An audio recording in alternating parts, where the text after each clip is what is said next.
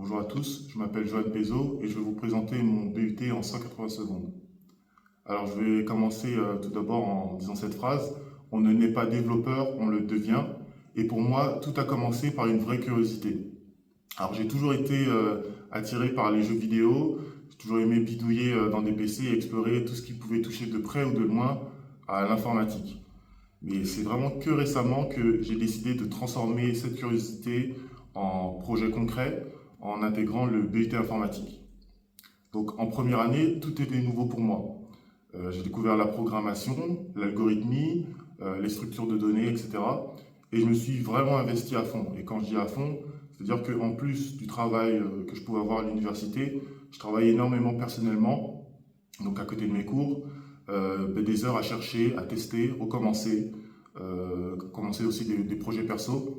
Et petit à petit, en fait, ce travail a payé et j'ai vraiment acquis une base que je dirais essentielle pour la programmation. En deuxième année, ces bases m'ont permis de me projeter davantage. J'ai intégré une entreprise en alternance, j'ai pu comprendre que des projets que je ne comprenais pas avant, c'est-à-dire que j'arrivais pas à les lire et à savoir ce que ça faisait.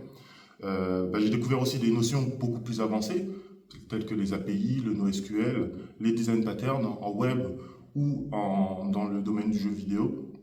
Et c'est vraiment comme apprendre une nouvelle langue que je pourrais comparer comme si on apprenait l'anglais.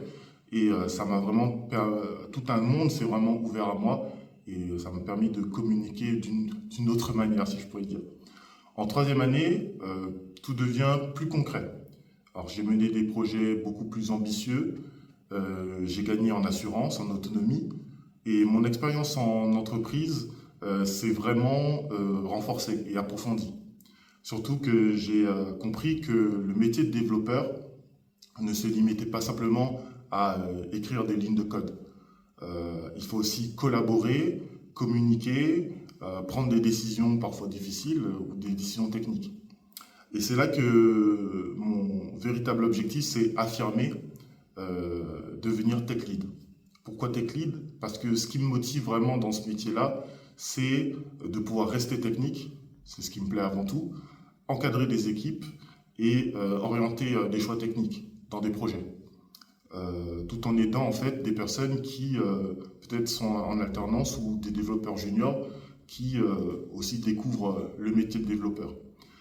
C'est pourquoi l'année prochaine, j'ai décidé de poursuivre en master pour pouvoir continuer à approfondir mes connaissances et pouvoir justement atteindre cet objectif que je me suis fixé.